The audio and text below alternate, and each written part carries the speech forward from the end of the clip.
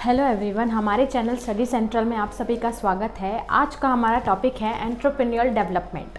अब हमने एंटरप्राइज मतलब क्या होता है वो तो समझा था, एक वेंचर होता है। अब एंटरप्रेन्योरियल डेवलपमेंट क्या होता है? फर्स्ट ऑफ ऑल एंटरप्रेन्योर का मीनिंग क्या होता है? एंटरप्रेन्योर मीन्स क्या होता है कि हम पूरी स्टडी करते हैं कि inside and outsides of the business. अगर हम कोई इंडस्ट्री सेटअप कर रहे हैं तो हम ये भी स्टडी करेंगे कि क्या एरियाज में इसकी ग्रोथ है और कहाँ इसके ड्रॉबैक्स आ रहे हैं। तो एंटरप्रेन्योर मीन्स वो कि वो एंजॉय भी करेगा फेलियर्स को और प्रॉफिट्स को भी वो एंजॉय करेगा, कि वो so called profits and risk को लेने के लिए पूरी तरीके से तैयार है और वो डीप डाउन स्टडी करेगा कि क्या क्या इनसाइड्स एंड आउटसाइड्स होने वाले हैं अगर इस एंटरप्राइज में वो कंटिन्यू करते हैं तो उसके लिए एक एनवायरनमेंट चाहिए होता है। एंटरप्रेन्योर के लिए आपको एक एनवायरनमेंट चाहिएगा। सिंपली इंफ्रास्ट्रक्चर खड़े करने से हमारी कोई भी कंपनी ग्रोथ नहीं कर पाएगी, और भी आसपास के फैक्टर्स हैं, इन्वायरमेंट्स हैं जो कि एक एंटरप्राइज को सक्सेसफुल होने में हेल्प करते हैं। ठीक है, तो फर्स्ट ऑफ ऑल इसकी डेफिनेशन या मीनिंग क्या है एंटरप्रेन्योरियल डेवलपमेंट की? Refers to condition and facilities which are helpful in the establishments and successful functioning of industrial. Means infrastructure is not everything. In fact हमारे पास इंफ्रास्ट्रक्चर है, अब मशीनरीज हैं, हमारे पास टेक्नोलॉजी है, लेकिन अगर वहाँ पे मार्केट ही नहीं है तो हमारे पास वहाँ पे इजीली अवेलेबल रॉ मटेरियल नहीं है, तो वहाँ पे इजीली रोड्स या रेलवेज या ट्रांसपोर्टेशन की फैसिलिटीज़ नहीं है, तो आपके पास वाटर सप्लाई एडिक्वेट नहीं है, इलेक्ट्रिसिटी नहीं है, तो क्या आपकी कंपनी या जो भी इंडस्ट्री है वो इजीली ग्रो कर पाएगी? नॉट रियली, वो नहीं कर पाएगी।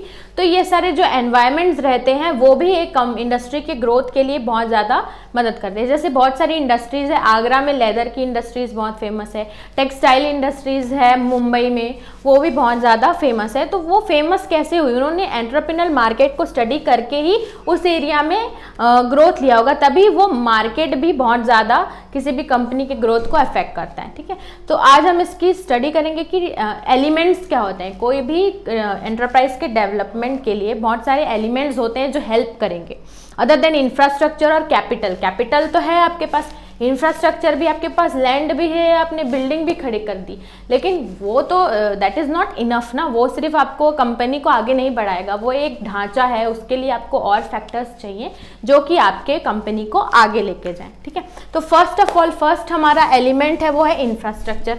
अब मोस्ट इंपॉर्टेंट है इंफ्रास्ट्रक्चर। अगर आपके पास नहीं होगा प्रॉपर इंफ्रास्ट्रक्चर, मीन्स आपके पास रोड्स की फैसिलिटीज़ है, इलेक्ट्रिसिटी है, रेलवे है, वाटर की फैसिलिटीज़ है एंड ऑल मशीनरी है, और आपको ऐसा इंफ्रास्ट्रक्चर है जो आपने जो इंडस्ट्रीज चूज़ किया है वो ऑल ओवर उसको बूस्ट करने में हेल्प करे। मतलब एक भी ड्रॉबैक ना रहे कि इस इंफ्रास्ट्रक्चर के कारण हमारे कंपनी या इंडस्ट्री का एक्सपेंशन रुक गया।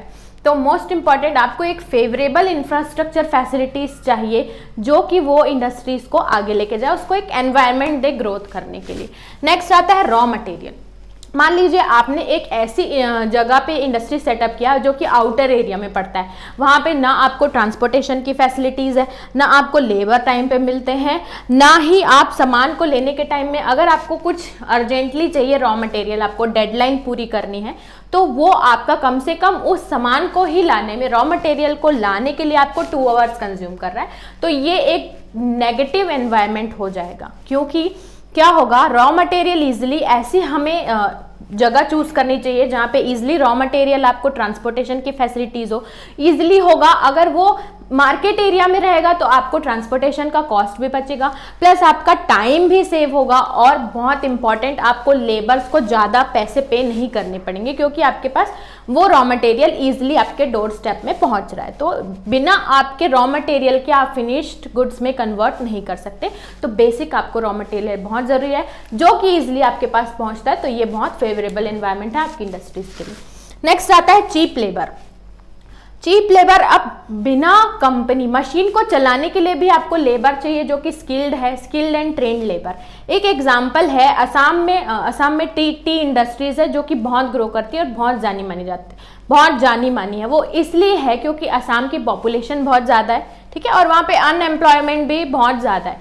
तो पॉपुलेशन ज़्यादा होने के कारण अनएम्प्लॉयमेंट हो गई। अब अनएम्प्लॉयमेंट के कारण उनको स्किल्ड और चीप पे में लेबर बहुत इजीली मिल जाते हैं और बहुत सारे मिल जाते हैं। इसके कारण उनको ज़्यादा इन्वेस्ट नहीं कर पा रहा लेबर में, और उनको लेबर भी मिल रहे हैं, प्लस उनकी जो क्वांटिटी है, जो उनका प्रोडक्शन हो रहा है वो भी ज़्यादा हो रहा है। तो इसकी एक उनके लिए एलिमेंट है जो कि फेवरेबल एनवायरनमेंट में जाएगा। नेक्स्ट आता है एंसिलरी इंडस्ट्रीज। इसका एक एग्जांपल लो, मान लीजिए आप एक बैटरी, आप एक ऐसा प्रोडक्ट बना रहे हैं जिसके मैन्युफैक्चर करें जिसके लिए आपको बैटरीज चाहिए।